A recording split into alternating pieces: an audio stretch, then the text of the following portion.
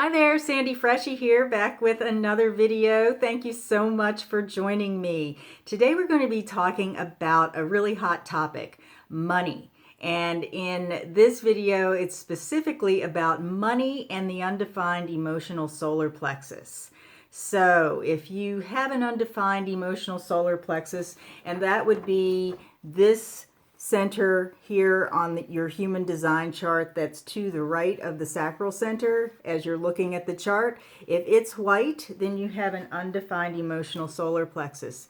So what I want to share with you is an insight that I had because I have an undefined emotional solar plexus about the relationship between my own conditioning in through the emotional solar plexus and how that really hindered my ability to make more money, earn more money, create more money in my experience. More money, more prosperity, all of those things. So I didn't realize this until I kind of got on the other side of it.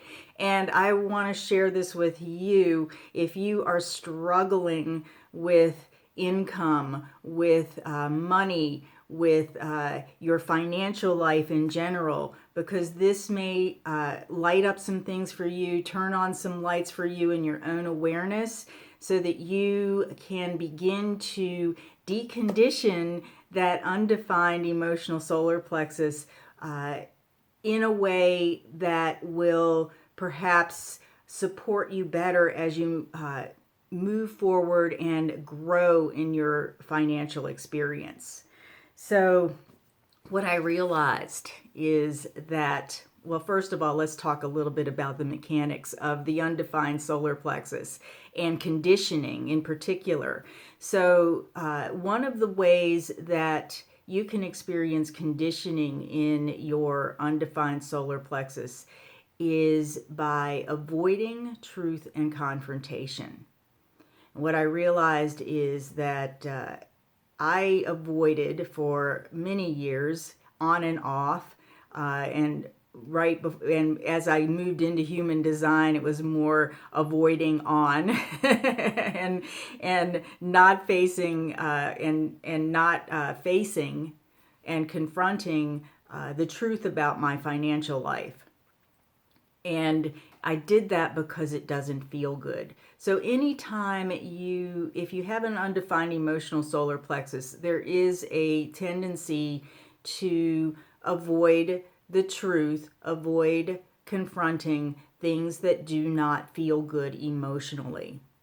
Now, in my younger life, when I was growing up, I experienced money in a very, very negative way because we never had any. And any conversations that had to do with money in my family were usually very negative conversations that were full of a lot of negative emotional charge, whether it be arguments between my parents, whether it be stress that they were expressing over bills, those kinds of things really conditioned me at a very, very young age to not really want to deal with the unpleasantness of money. Now, of course, there are other patterns that you could relate to other energy centers here around belief systems that were formed in worth and value and those types of things. But I really want to hone in on the dynamics of the emotional solar plexus and how those conditioned patterns can show up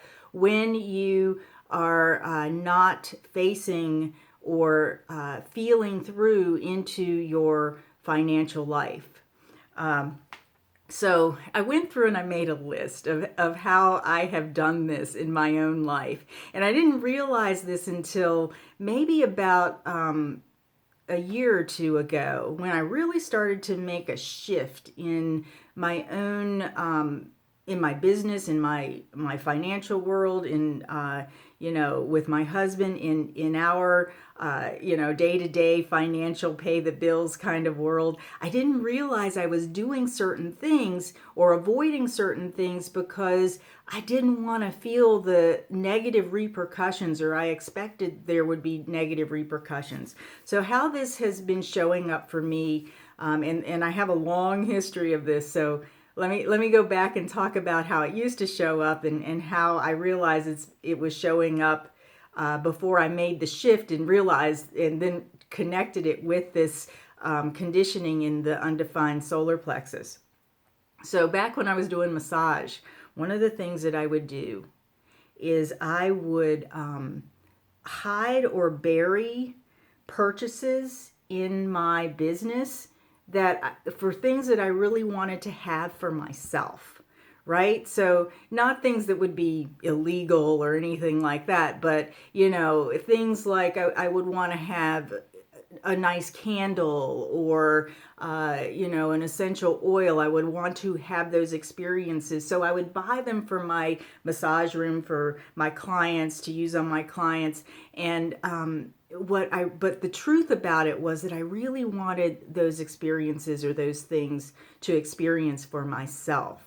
So I was kind of denying giving myself those things, and just hiding them in my business, writing them off, and not really dealing with or taking responsibility for giving myself what I wanted, because it didn't feel good to me at the time to own up to my own needs and desires about what I truly wanted for myself. So that's one way that I would do that. Or, I would take go and get CEUs, continuing education credits, in a place where maybe I wanted to visit. Instead of owning up and saying, hey, I'd really like to take a vacation and go to this place, I would take the class as the excuse, so that I didn't have to take responsibility for giving myself what I needed and making the money to do that. Okay, so it's kind of enmeshed, and I know that there are tax incentives for that, so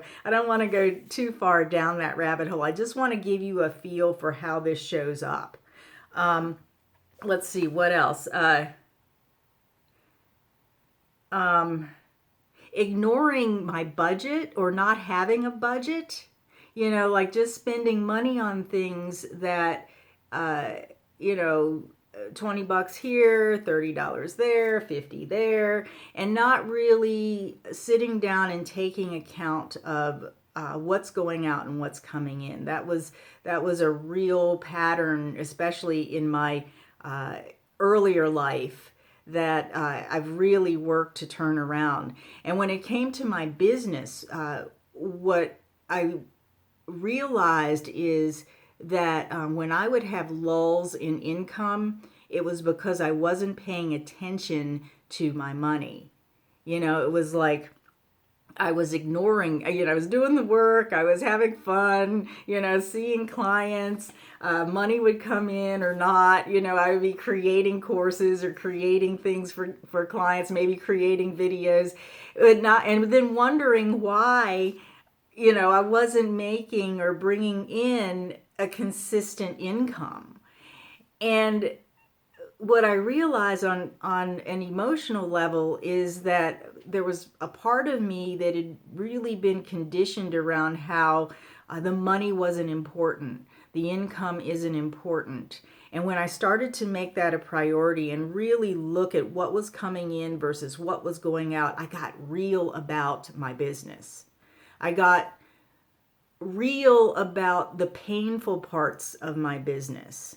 When I would go back and look in my journal and go, here I am again at this point where I don't even know where the next client is coming from, where the next piece of income is coming from, all of that, I looked back and really confronted that pattern that was so painful, that kept going and going and going. And when I did that, it really made a shift. And the other thing that happened for me is that I established this regular meeting with my business, with myself in my business every single week to look at what was coming in and going out. No matter, even if it was zero, and I've made this shift where I can just sit in the feeling of that. If I didn't make money one week or didn't see clients one week, it's okay to sit. For me, I gave myself permission to sit in the discomfort of that and work through that so that I could get to an objective place where I'm truly taking responsibility for how I feel and how that moves me forward into my next steps. So what are some other things? Minimizing and underestimating how much things will cost. And I'm still working with this. I'm still struggling with this because I must have a 1975 financial mentality or something. I'm always surprised at how expensive things are. And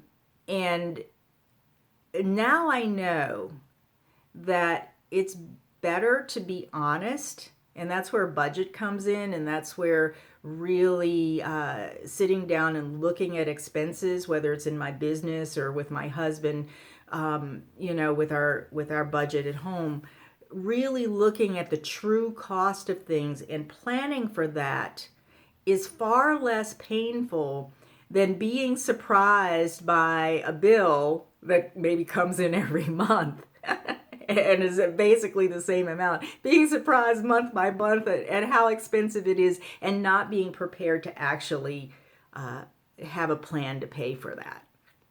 So that's another way that hiding the truth from myself because it was uncomfortable or painful because it was too expensive, which showed up in my life.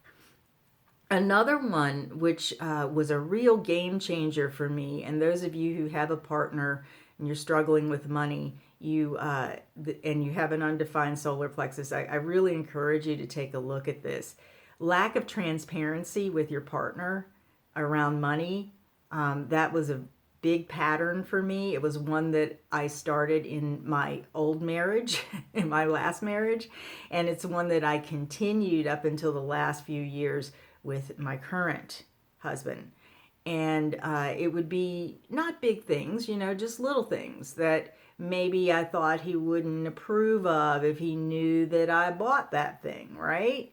And when I started to look at that and how I was kind of hiding these little things, I realized I was hiding these things because I was avoiding the truth or avoiding the potential uncomfortability of a confrontation over little things, So I switched that pattern without even realizing how that related to the undefined solar plexus. But you can kind of get the feeling, that when you're hiding things from yourself about the truth of where you are in any part of your life, because it feels uncomfortable or it's painful or it triggers you into some kind of pain that you don't want to really look at. That's an expression of the conditioning or the conditioned patterns that you've developed through with your undefined emotional solar plexus.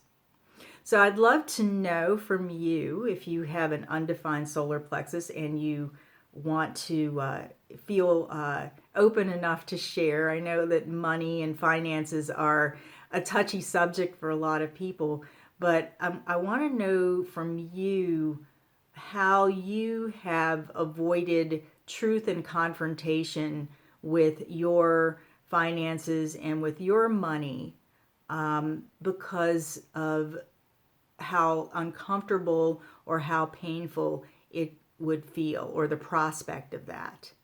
So please leave a comment wherever you see this video. I'd love to know. I'd love to have a conversation about this because this is how we get free.